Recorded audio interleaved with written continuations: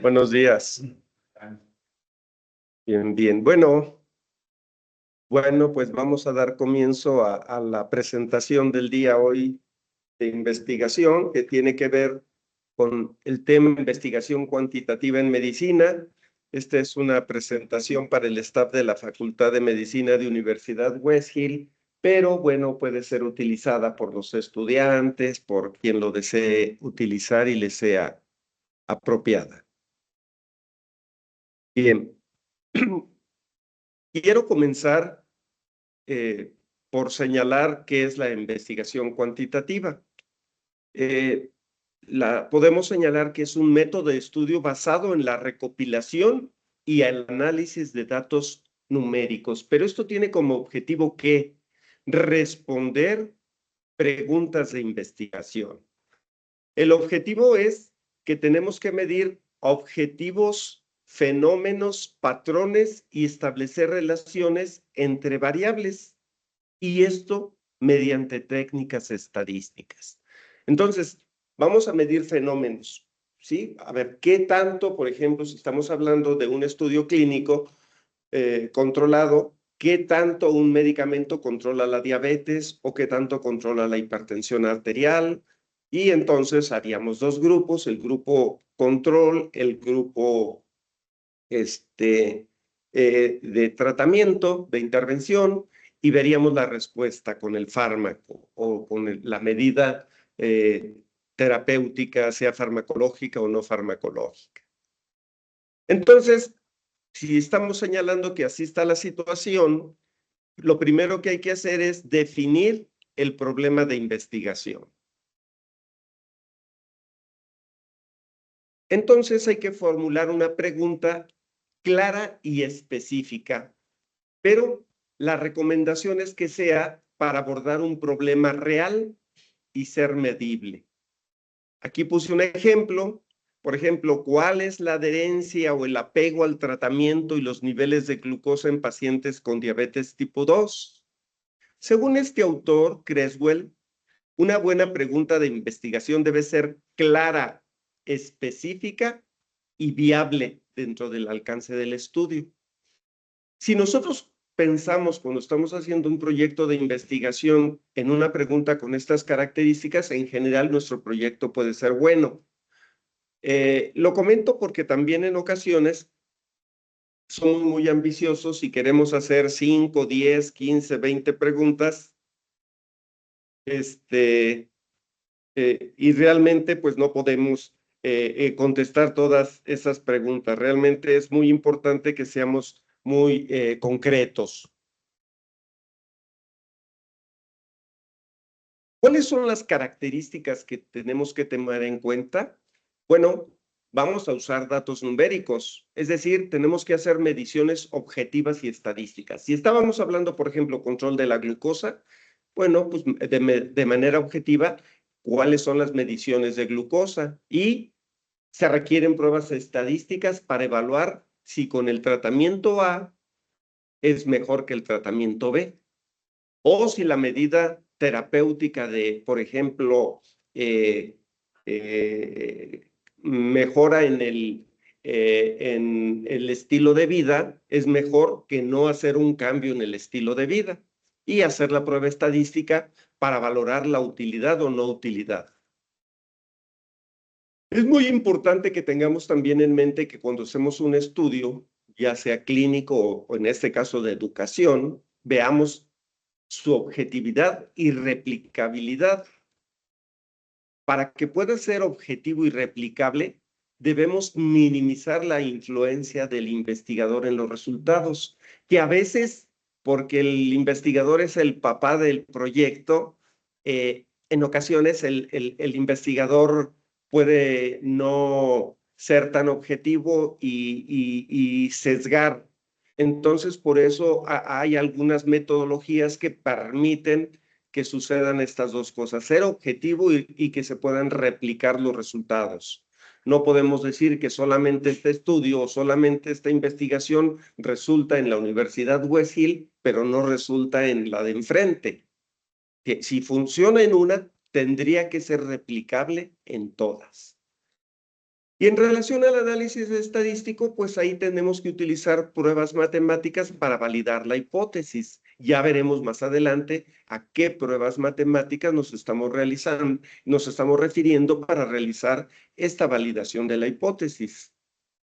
Se requiere una estructura rígida, es decir, un diseño preestablecido con hipótesis claras y un orden y una estructura que comentaremos más adelante. Y finalmente, se requiere que estos resultados puedan ser generalizados. No podemos decir, estos resultados solamente suceden en los alumnos de West Hill o este resultado de control de la diabetes solo pasa en los ciudadanos que viven en Coajimalpa, pero no pasa en los de Coyoacán, o etcétera, ¿no? O sea, tienen que ser generalizados, probablemente no solamente de manera local, sino también a lo mejor nacional y de preferencia internacional.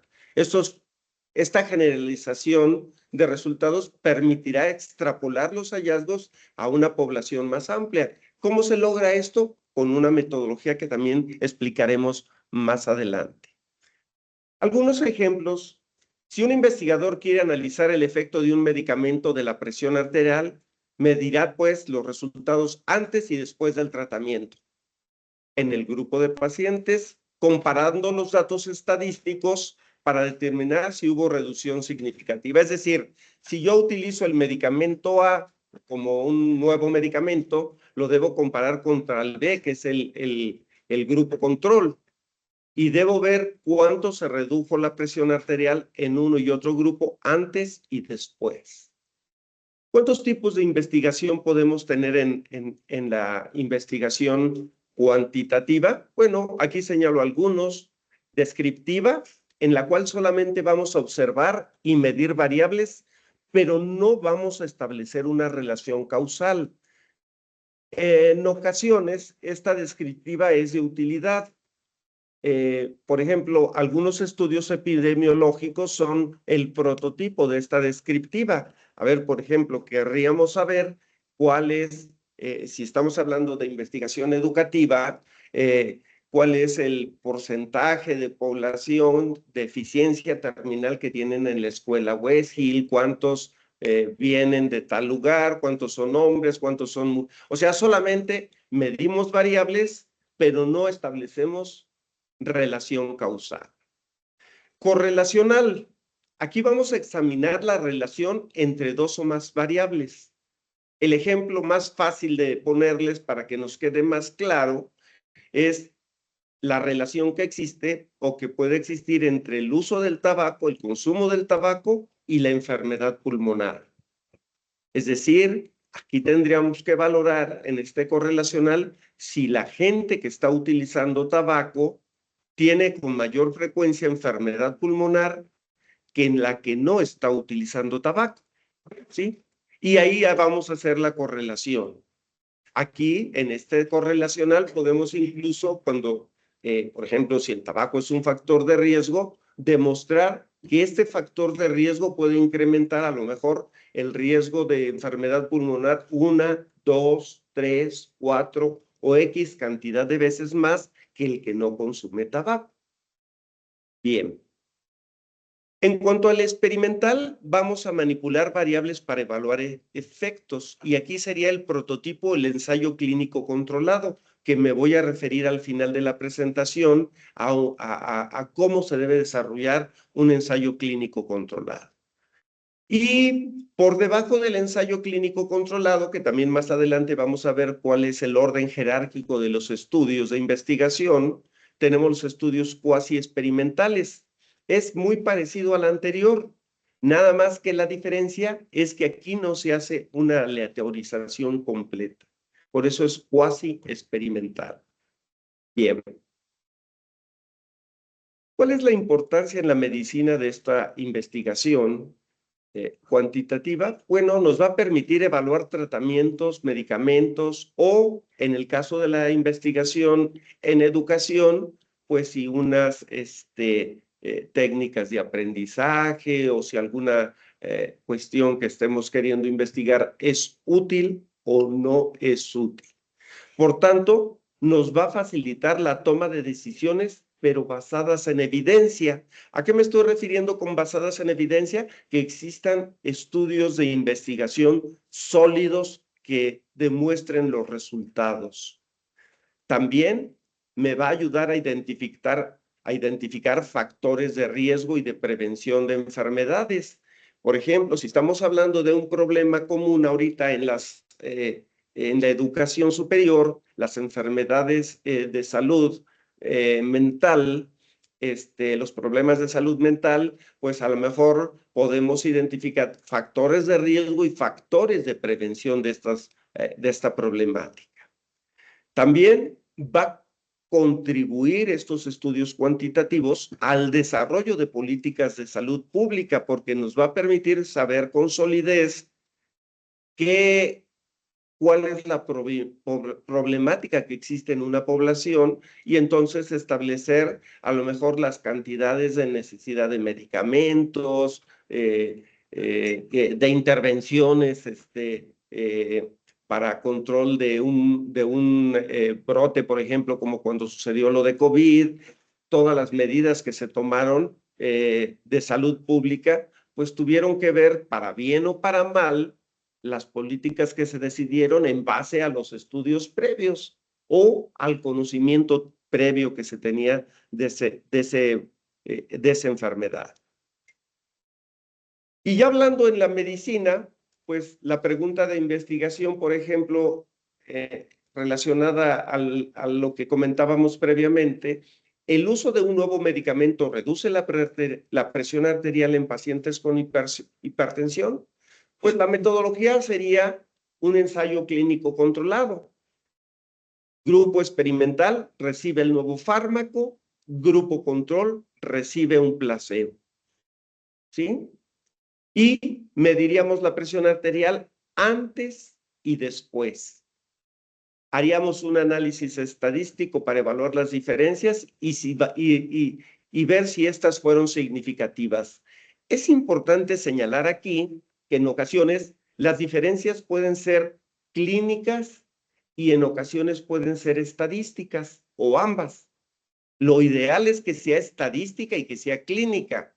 ¿Por qué lo comento? Ha habido fármacos, por ejemplo, que el doctor cree, el médico cree que es un excelente medicamento, pero cuando se hace el análisis estadístico, se demuestra que los resultados son muy similares al uso del placebo, por ejemplo, y entonces solamente es la sensación clínica del tratante que lo cree. Entonces, por eso les decía, se requiere no solamente el resultado clínico, sino también el resultado estadístico. Ahora, en ocasiones el resultado clínico pudiera tener que ver que el tamaño de la muestra es pequeña y por eso no alcanza el significado estadístico, pero si se analiza bien el protocolo, el análisis de la muestra, etcétera, entonces se podrían dar cuenta que a lo mejor incrementando el tamaño de la muestra tendríamos el resultado estadístico y lo que se haría es crecer la muestra, nada más. Bien. Es muy importante cuando estamos haciendo investigación cuantitativa los métodos de recolección de datos. Una forma de recolectar datos puede ser encuestas y cuestionarios. Estos son sobre todo preferidos para estudios poblacionales. El ejemplo que les quiero poner ahí, hay muchos, pero el ejemplo que les quiero poner pues tiene que ver con nuestro país. La famosa Encuesta Nacional de Salud y Nutrición llamado ENSANUT. Y en ese ENSANUT, por ejemplo, le preguntaban, ¿ha sido diagnosticado con hipertensión arterial en los últimos 12 meses? ¿O con qué frecuencia consume frutas y verduras? Y las escalas de respuesta solamente eran sí, no, frecuencia semanal, por ejemplo, en caso de con qué frecuencia consume frutas y verduras. También existe la encuesta mundial de salud de la Organización Mundial de la Salud, donde ellos preguntaban con qué frecuencia consulta un médico o un profesional de la salud, o cuál es su principal fuente de información sobre salud. Y ahí en ese caso, pues estudiaban la escala de respuesta con una escala de Likert, donde sería de 1 a 5, 1 nunca y 5 sería siempre. Entonces, Esto es solamente una forma de metodología para recolección de datos, las encuestas. También puede ser a través de registros clínicos. ¿Cuáles son los registros clínicos? Recordemos pues que en caso de registros clínicos son fuente de datos secundarios, es decir, pueden ser las historias clínicas ya sea digitalizadas en hospitales, con los hospitales modernos ya se cuenta con esto, o las que tienen en papel, ¿sí? También pueden ser utilizadas las bases de datos epidemiológicas, por ejemplo, que de los datos que ha tomado la CDC de Estados Unidos o la Organización Mundial de la Salud, o registros nacionales de mortalidad y morbilidad, donde tenemos en Salud, la OMS, o ¿quién más? ¿Qué otro registro nacional de mortalidad y morbilidad tenemos? ¿Quién me dice? El INEGI, pero claro, el INEGI es el primero que nos viene a la cabeza, por supuesto. Pero también, ¿cómo? Sí, sí se pueden consultar. Bien, o publicaciones en donde podemos tener revisiones sistemáticas e incluso metaanálisis, estudios revisados por pares, donde pongo, por ejemplo, nada más a PubMed o a Scopus, pero hay muchas otras más. También podemos utilizar como fuente de datos las pruebas diagnósticas, es decir, le medimos variables clínicas a los enfermos, como puede ser su biometría hemática, para detectar ya sea anemias o infecciones, o un examen general de orina para detectar infecciones urinarias o uso de sustancias ilícitas, ¿no? La prueba de ELISA para detectar VIH o hepatitis, o una tomografía computada o cualquier otro estudio de imagen para detección de tumores, hemorragias cerebrales, o la PCR para detección de pruebas de COVID, de hepatitis, o un electrocardiograma para detección de arritmias o enfermedades cardíacas, o ahí pueden poner todas las pruebas diagnósticas, incluso ahora de las ómicas, de proteómica, genómica, etcétera. Bien. Y por supuesto, también pueden ser información para recolección de datos, o ustedes creen que no podemos utilizar otros ensayos clínicos para tomar datos. Por ejemplo, el que hace un metaanálisis o el que hace una revisión sistemática, pues toma datos de otros ensayos clínicos, ¿o no? Entonces, en los ensayos clínicos puede ser de estudios controlados de tratamientos médicos, en donde puede haber datos primarios como la medición directa de los participantes, también podemos tomarla, o podemos tomarlo de dispositivos de monitoreo y tecnología portátil. ¿Cuál se les ocurre? Dispositivos de monitoreo y tecnología portátil. Y esos glucómetros que ya vienen integrados, ¿no? Que se ponen se les inyecta en los brazos o se les pone parches que están detectando la glucosa en forma continua y se los cambian cada semana. O bombas de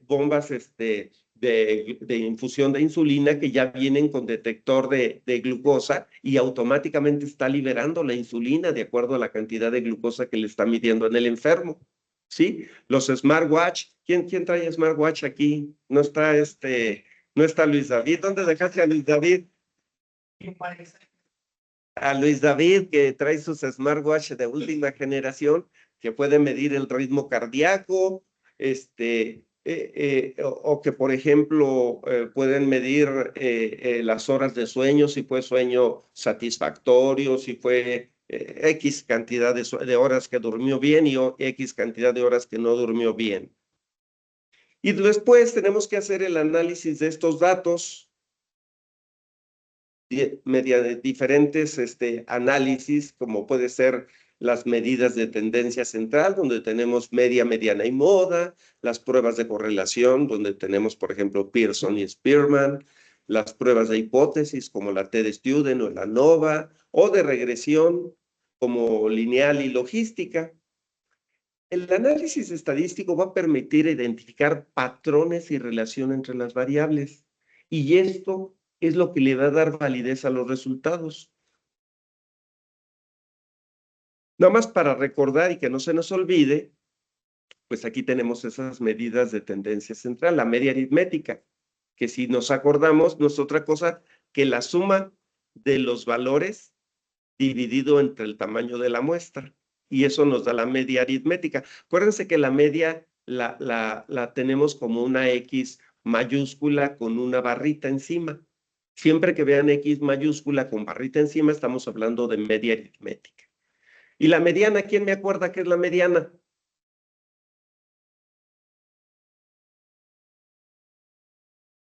Sí, exactamente, exactamente. Es la observación que divide a la mitad todos los datos cuando han sido ordenados de manera progresiva. Aquí puse un ejemplo donde de aquí del 1 al 8 y la que los divide, por ejemplo, en 3 hacia la izquierda y 3 a la derecha es el 5, esa sería la mediana. ¿Y qué hacemos cuando son números pares? Se suman y se dividen entre 2, ¿no? Como lo estamos viendo en esta imagen de aquí abajo, ¿sí? Y la moda,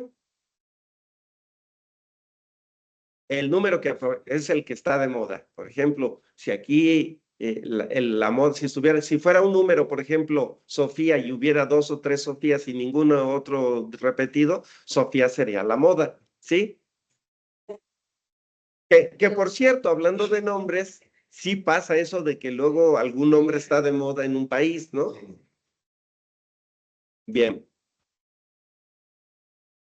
Y bueno, ahí pongo un ejemplo de 3 valores de proteína, 29, 30 y 31, se suman y se dividen entre 3 y pues nos daría el promedio, ¿no? O la media aritmética. Bien. ¿Y qué es la desviación estándar? ¿Se acuerdan? La desviación, ¿cómo? ¿Qué tanto se alejan los datos De la media. Pero exactamente. Entonces, la desviación estándar es una medida de dispersión que nos indica cuánto varían los datos de un conjunto respecto a la media. Es decir, en términos ya nos dice qué tan dispersos o agrupados pueden estar los valores en relación al promedio. Cuando vemos la desviación estándar, entonces nos puede decir en un resultado si nos es útil o no nos es útil. Si la dispersión es muy grande, podemos pensar que a lo mejor el resultado no es tan apropiado. ¿Sí? O sea, ¿qué tanto se alejan los resultados de la media? ¿Sí? Aquí lo tenemos esquematizada. Y así se mide sumatoria de X de todas las X menos el promedio y entre la N. Y el único problema es que cuando sacamos la desviación estándar, ¿qué creen que me daría de resultado? Un 0. Por lo tanto, no usamos la desviación estándar como tal, sino usamos la varianza. La varianza mide el promedio de desviaciones y las ponemos al cuadrado con respecto a la media. Nada más que al ponerlas al cuadrado, voy a poner la n menos 1. ¿Sí? Y entonces podemos decir y podemos tomar como desviación estándar a la raíz cuadrada de la varianza. Entonces, después a esto le sacamos raíz cuadrada y a eso le llamamos desviación estándar y es la que utilizamos. Y es la que vemos cuando analizamos algún resultado de un estudio, de un ensayo. Aquí les puse un ejercicio, a ver, son los mismos valores, la proteína de 3 sujetos, 29, 30 y 31.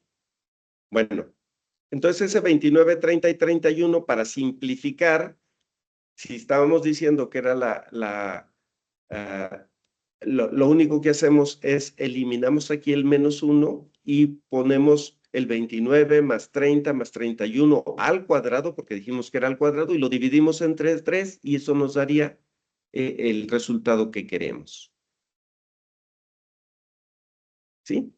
Podemos incluso usar esto de acá abajo, pero aunque se ve complicado, puede ser así, lo podemos implicar de esta manera.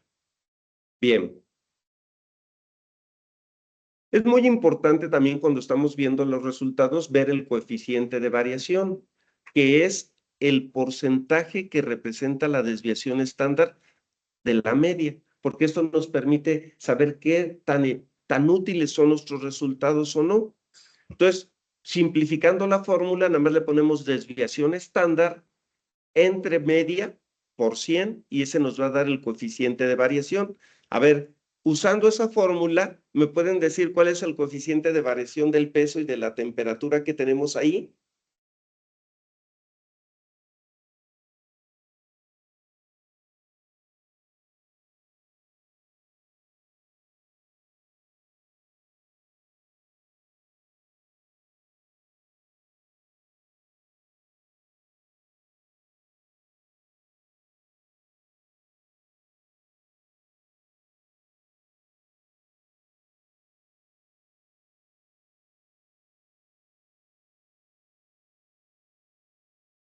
¿Cuánto les da? 21.5, correcto, o 55. Muy bien, del peso y de la temperatura.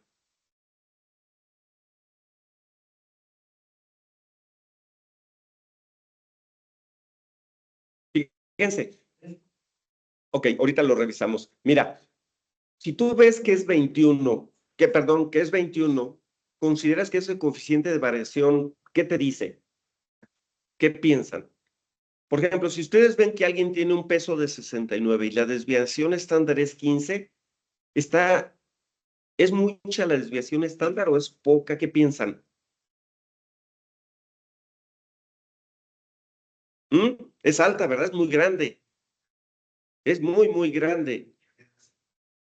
Debería estar más cercana, exacto, más cercana exacto, entre más chiquita sea la desviación estándar, mejor es el resultado. 3.24 la temperatura, como me habían dicho, ¿no?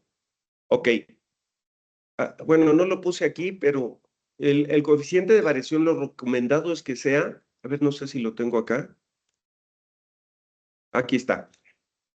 Lo aceptable es que sea hasta 10%. ¿Sí? Entonces, si tenemos 25, pues es muy alto. Y en cambio, fíjate, si la temperatura solo me varía 1 grado y es 3.24, está dentro del 10%, ¿es apropiado? Sí. Entonces, si alguien me varía la temperatura en 1,2 grados de desviación estándar, pues no es malo. Pero en cambio, una desviación estándar de 15 kilogramos para alguien que pesa casi 70, pues es muchísimo. ¿De acuerdo? Bien.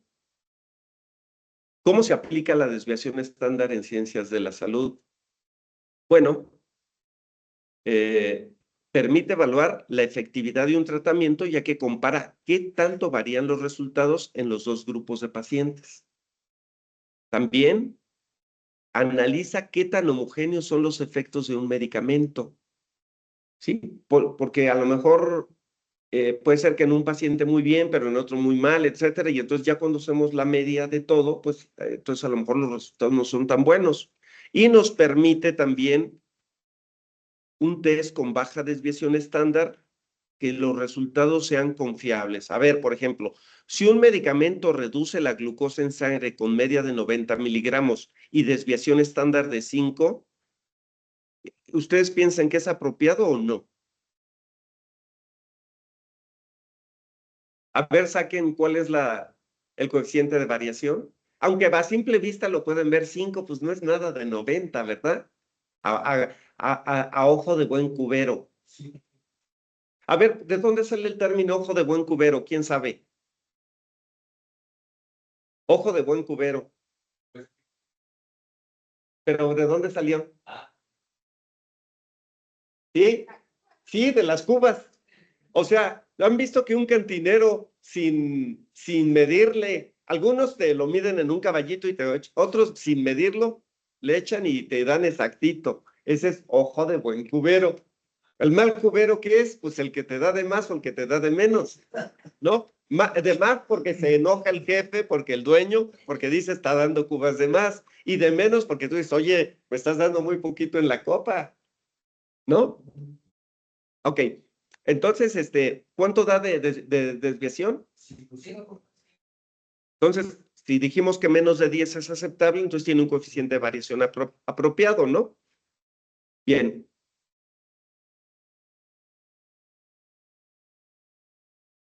Hay que recordar también la relación, ¿se acuerdan de la curva de Gauss, de la distribución normal? Esto nos puede ayudar a interpretar la dispersión de los datos. Nada más así también como a ojo de buen cubero, recuerden que el 68% de los datos están dentro de una desviación estándar de la media, que el 95% están dentro de dos desviaciones estándar y el 99.7 dentro de tres desviaciones. ¿Se acuerdan que cuando decimos, por ejemplo, en gases arteriales, el PaCO2 es de 35 a 45, promedio 40, el 35 a 45 es más o menos dos desviaciones estándar.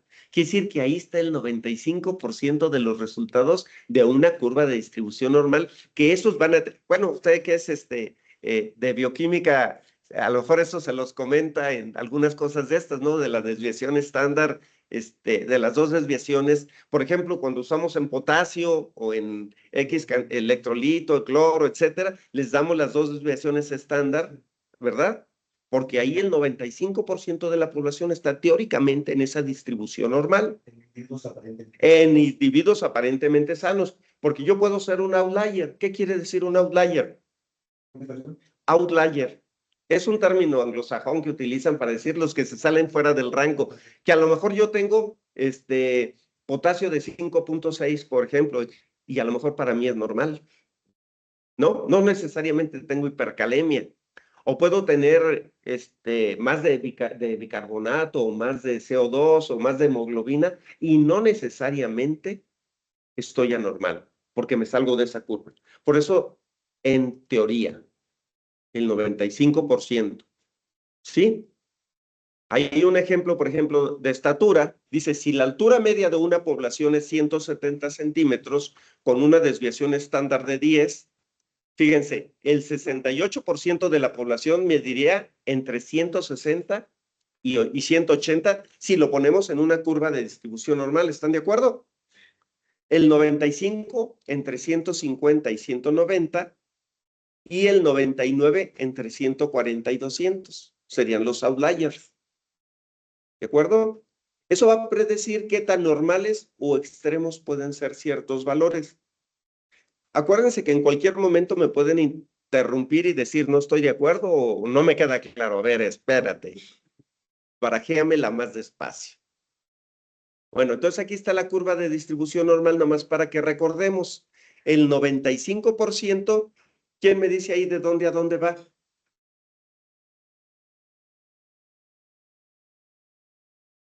Del -2 al -2. O sea, dos desviaciones estándar, ¿sí? O sea, en donde dice -1.96 más 1.96. ¿Sí? Es que realmente en estadística no es exactamente 2, es 1.96. Nada más que para fines prácticos, para no decir 1.96, decimos dos desviaciones estándar. ¿Sí? Entonces, fíjense, en esa distribución normal del 1.96 al 1.96, del -1 al +1, ahí irían los valores ya sea de glucosa, de colesterol, de triglicéridos, del 95% de la población. Y en el 2.5% estarían fuera de esos rangos hacia negativo, o sea, tener valores menores, o 2.5 que tendrían valores superiores. Y así es para todo de acuerdo a la curva de distribución normal. Entonces, esta curva de distribución normal, también conocida como distribución de Gauss o la famosa campana, que luego los alumnos que dicen, califíqueme por campana, ¿sí? Entonces, es un modelo estadístico que describe cómo se distribuyen los datos en muchas variables, y se utiliza también en salud, en medicina y en muchas otras cosas. Bien. Ahora, ¿por qué es importante saber esto? Porque en algún momento de las sesiones que vamos a tener, vamos a hablar del intervalo de confianza, y un punto o un valor crítico para el intervalo de confianza es el famoso 1.96, que generalmente se relaciona con esta P menor a 0.05 y que después lo vamos a ver con calmita porque ahorita no les queda claro, pero cuando lo platiquemos y lo describamos de manera propia, esto va a tener sentido, ¿sí? Bien.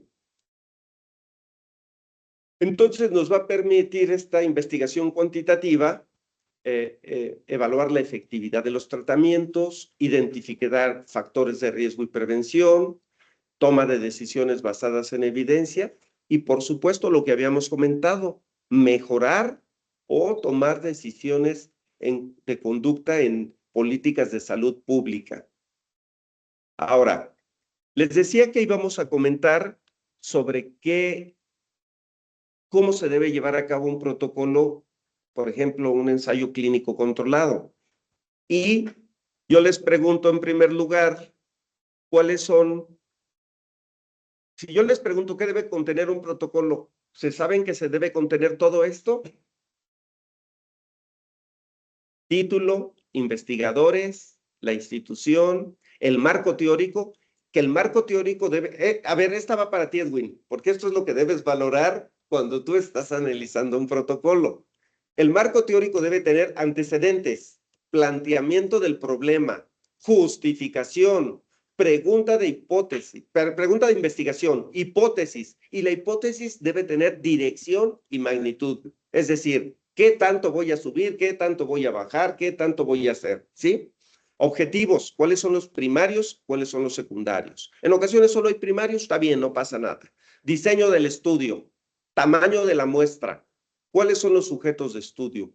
Y en criterios de selección siempre es importante incluir los criterios de inclusión, los de exclusión y los de eliminación. Muchos alumnos en ocasiones creen que los de eliminación son los mismos que de exclusión. ¿Cuáles serían los criterios de eliminación? ¿Quién me quiere sugerir? Por ejemplo, si estamos hablando de un ensayo clínico controlado y estamos hablando de un fármaco, los de eliminación, por ejemplo, si estoy usando un antihipertensivo, a lo mejor si este fármaco se elimina por hígado, pues que no tenga enfermedad hepática, o si se elimina porque no tenga daño renal, o sea, son los de seguridad del enfermo, ¿sí? O si ese fármaco, por ejemplo, hubo un medicamento que se llamaba Rimonabant, que era excelentísimo para bajar de peso, fue una bomba, pero lo tuvieron que sacar porque generaba intentos suicida y hubo incluso suicidios. Entonces, dentro de los de seguridad, ahí debió de haber sido en este estudio que no tuvieran depresión o enfermedades de salud mental, etcétera. Entonces, esos serían criterios de eliminación. Yo no puedo tener eh, y otro de eliminación, prototipo, es yo ya no quiero participar. Yo no quiero participar, ese es un criterio de eliminación o no. Bien. Descripción del estudio, cómo se va a llevar, o sea, donde ahí va el cronograma. Variables, o sea, describirlo desde inicio hasta final con cronograma. Variables, que sería una variable, la podemos definir como un atributo de interés del sujeto de estudio. Por ejemplo, si lo que vamos a evaluar es el peso, esta sería una de las variables. Si lo que vamos a evaluar es que tenga salud mental o no la tenga, esa sería una variable. Si vamos a evaluar calificaciones de los alumnos, esa sería la variable, etcétera, etcétera. ¿Sí? El análisis estadístico, los aspectos éticos, el cronograma y la bibliografía. Ahora, bibliografía, ¿qué bibliografía? ¿Qué bibliografía les vamos a pedir? Esto lo pregunto porque ya ven, los dos alumnos que llegaron conmigo me dijeron, primero me dijeron que APA, luego que Vancouver. Por fin, pónganse de acuerdo. ¿Qué bibliografía usaríamos? Sí, pero, o sea, está bien, actualizada, que tenga una cantidad de años. Obviamente siempre habrá artículos, que se llaman, hay clásicos y esos pueden ser hasta muy viejitos y esos no pasa nada si aparecen, pero siempre la mayor parte de la literatura debe tener una vigencia apropiada de 5 años o anterior, ¿no? Pero ¿qué formato sería APA, Vancouver, cuál? Digo, porque había ahí controversia de que si los alumnos de ayer, de si Vancouver, APAR o qué.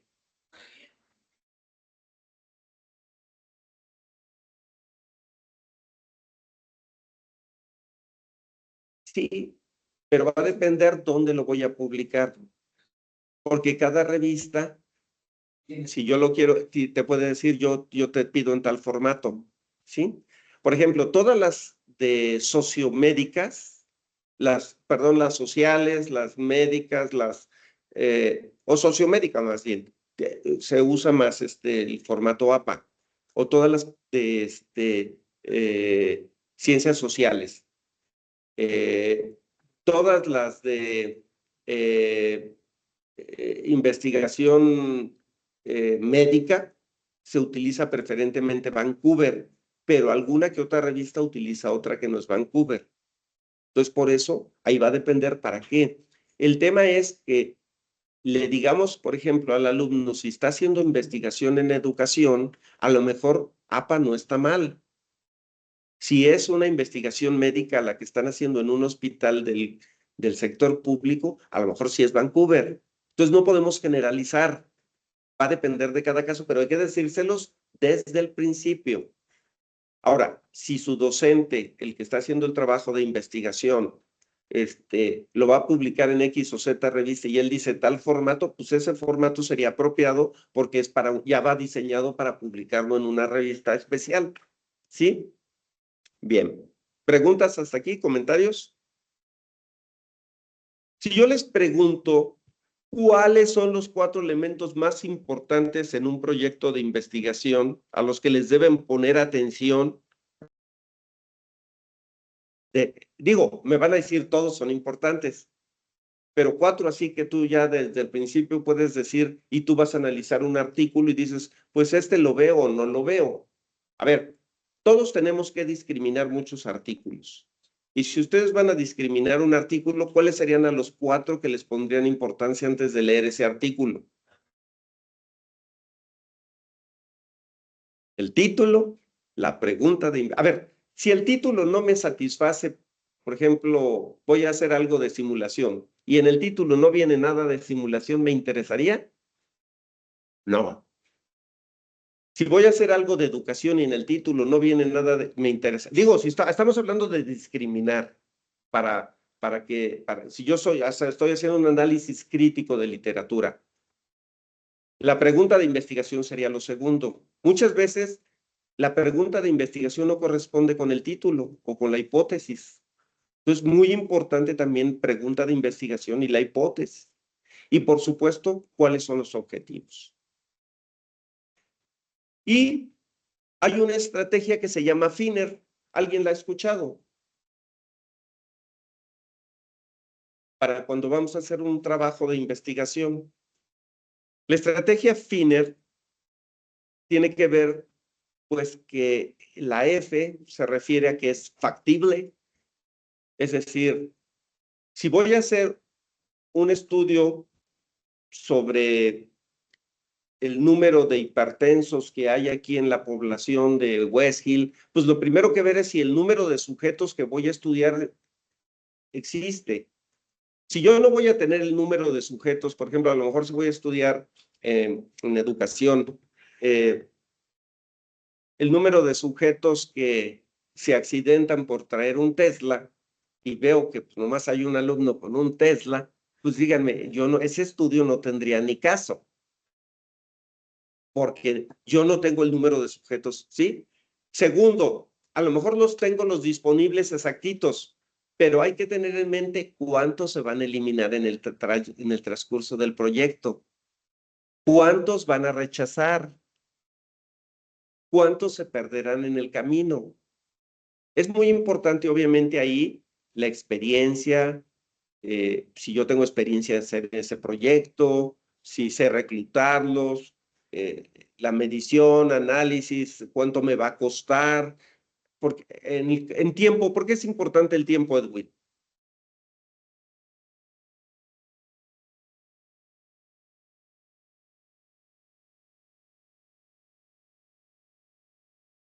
No, en un estudio de investigación. A ver, si por ejemplo, tus alumnos que analizas tienen un año para hacer el proyecto, y si el proyecto es para 5 años, entonces tú dices, chin, este estudio no se puede, ¿no? ¿Estás de acuerdo? Claro, el alumno te puede decir, es que voy a hacer un reporte preliminar, vale, es válido.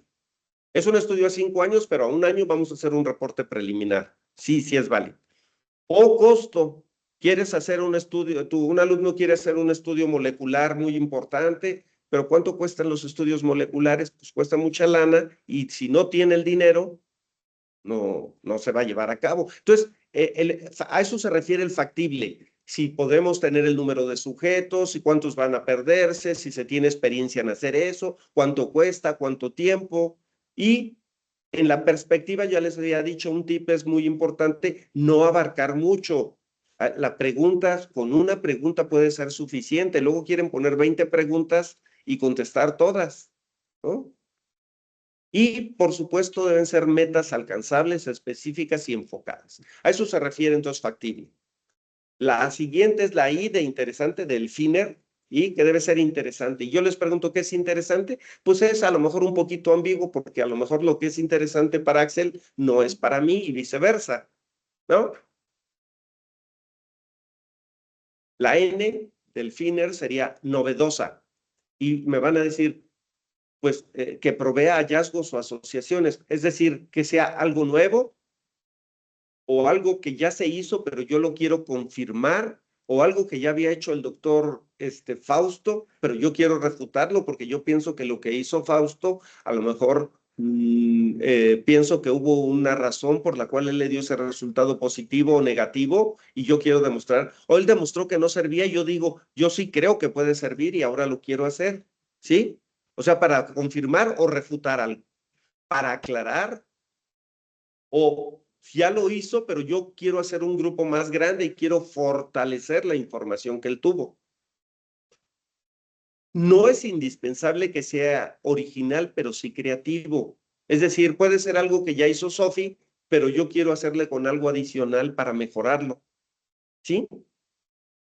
Bien. La siguiente de la E del FINER sería ética. Ahí hay que evaluar los riesgos, o si evade la privacidad de los enfermos, hay que estar muy al pendiente de eso.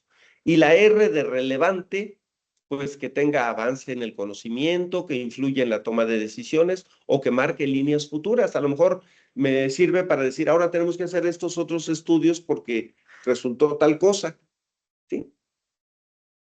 Entonces, sí queda claro que el fin, ¿para qué usamos el FINER? La I de impacto, bueno, esa alguien la agregó al FINER porque ya sería FINERI, pero es de impacto, bueno, si es de impacto, pues todavía mejor, ¿no?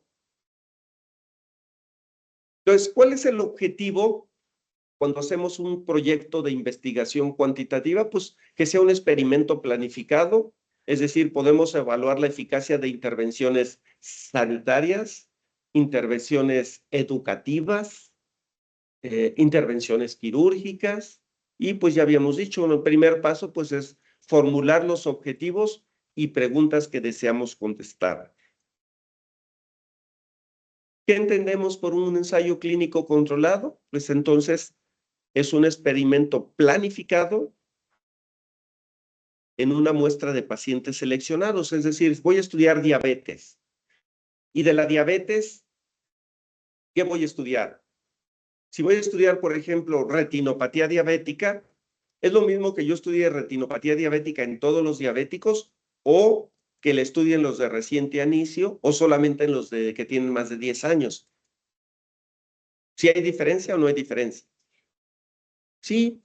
Entonces, lo ideal es que yo abarque todo el espectro, desde los que tienen recién diagnóstico hasta los que tienen ya años de diagnóstico. Es lo mismo que los tome nada más en Coajimalpa o en todas las delegaciones. O si lo voy a hacer nacional, es importante que lo tome nada más rural o también en la ciudad o en ambos.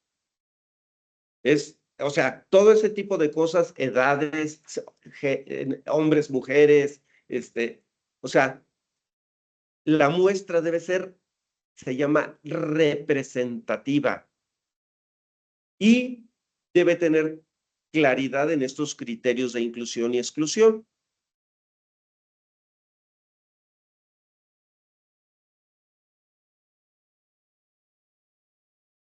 Entonces, la pregunta de investigación puede surgir de una necesidad de especialización, es decir, un área de interés. Por ejemplo, aquí queremos saber, a lo mejor la pregunta, ¿qué tanta salud mental o qué tantas enfermedades de salud mental tenemos? Esa puede ser una pregunta, y podría ser solo una encuesta. Pues sí, inicialmente podría ser un estudio diagnóstico, una encuesta para saber cuántos tenemos, qué tenemos, etcétera, y después ya serían.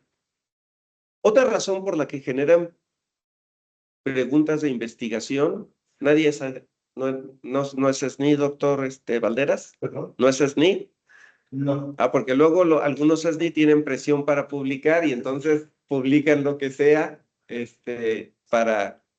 y bueno, el publicar por publicar o presión para publicar puede ser que a veces sean estudios de menos calidad.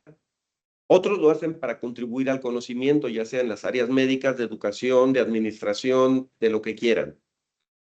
Y otras razones por las cuales surge la pregunta de investigación es por una necesidad. ¿Por qué no les va bien a los alumnos? ¿Por qué reprueban? ¿Por qué las técnicas de aprendizaje son las apropiadas? ¿Están usando técnicas de estudio buenas, etcétera? También puede ser para evaluar la calidad. Sí, evaluar la calidad de la... Digo, estos son ejemplos que pueden tomar para evaluar o para hacer un proyecto en sus áreas.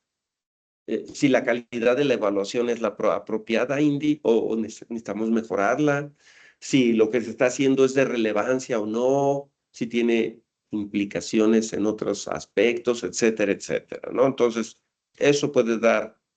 ¿Cuál es la jerarquía de los diferentes tipos de estudios de investigación? Podemos tener observacionales y experimentales, así a grosso modo. Dentro de los observacionales tenemos los descriptivos, donde puede ser reporte de casos o serie de casos o en un estudio de población. El estudio de población, por ejemplo, está, por ejemplo, ahí el registro también de ¿quién sabe cuál es el estudio más grande que existe de cohorte en salud? Es sobre cardiopatía isquémica, el de Framingham. Es el estudio de Framingham que tiene ya décadas de llevarse a cabo y en el que se evalúan los factores de riesgo en las personas que desarrollan cardiopatía isquémica como sobrepeso, sedentarismo, tabaquismo, diabetes, hipertensión, etcétera, etcétera. ¿Sí? Encuestas de incidencia, encuestas de prevalencia y dentro de los analíticos, y todos esos son descriptivos. Dentro de los analíticos, estudio de casos y controles, estudio de cohorte, experimentos naturales y dentro de los experimentales, ensayo clínico y se considera el metaanálisis también. ¿Por qué? ¿Por qué estoy considerando ahí el metaanálisis?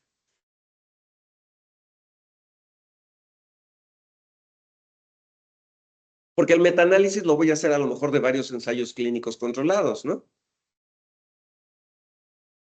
Bien. Y los niveles de evidencia de la eficacia de los estudios, alguien puede estar de acuerdo o en desacuerdo. Primer lugar, metaanálisis. Segundo, ensayo clínico aleatorizado. Tercero, ensayo clínico no aleatorizado, donde puede ser cohorte, serie temporal. Nivel 4, casos y controles o estudio de caso.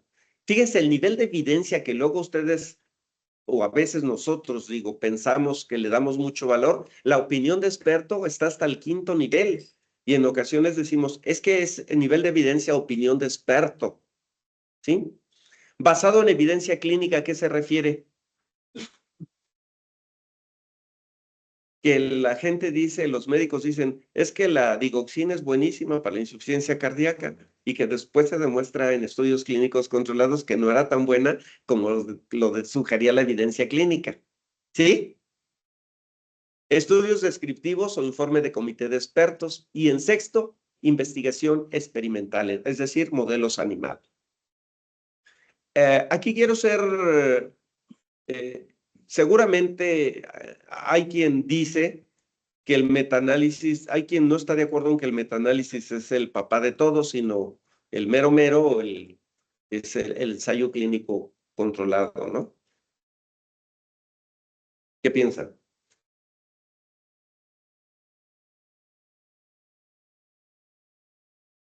Pero fíjate, un ensayo clínico controlado que tenga, por ejemplo, 200 pacientes y un metaanálisis que te incluye 20 análisis, 20 ensayos clínicos que te tiene 2.000 o 3.000 o 10.000 pacientes, tiene más fuerza. Sí, digo, obviamente un metaanálisis bien hecho, que la metodología reúna todos los criterios, etcétera, etcétera, ¿no? Y aquí está lo que decía ahorita la doctora Inés. Hay que jerarquía por rigor, ensayo clínico controlado, el papá, cohorte, casos y controles, transversal analítico, transversal descriptivo, híbridos, series de casos y reporte de casos.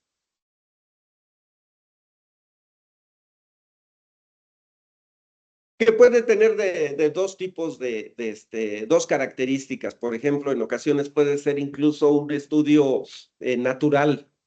¿Alguien entiende qué es eso de un estudio natural o un estudio, ¿cómo se llama? ¿Y Alan? Ahora no lo veo, Alan.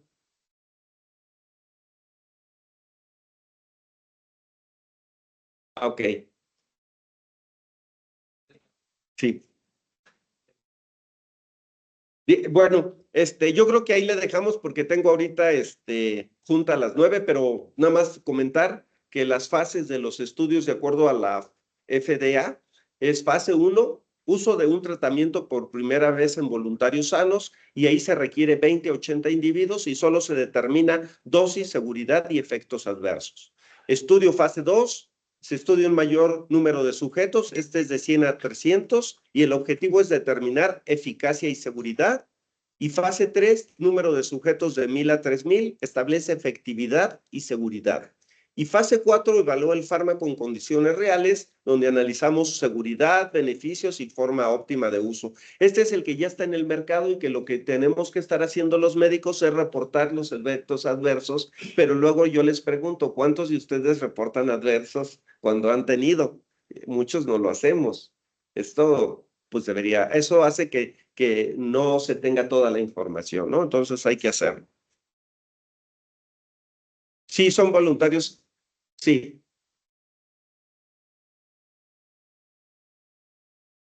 No, todavía la fase 2 también es sujetos sanos, ¿sí? Sí, ya. Bien.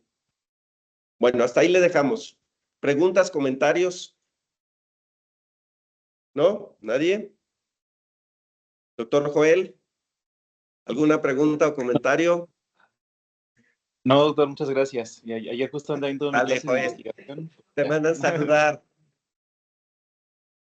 Ya, Dale, igual a todos. dale, nos vemos. Hasta luego.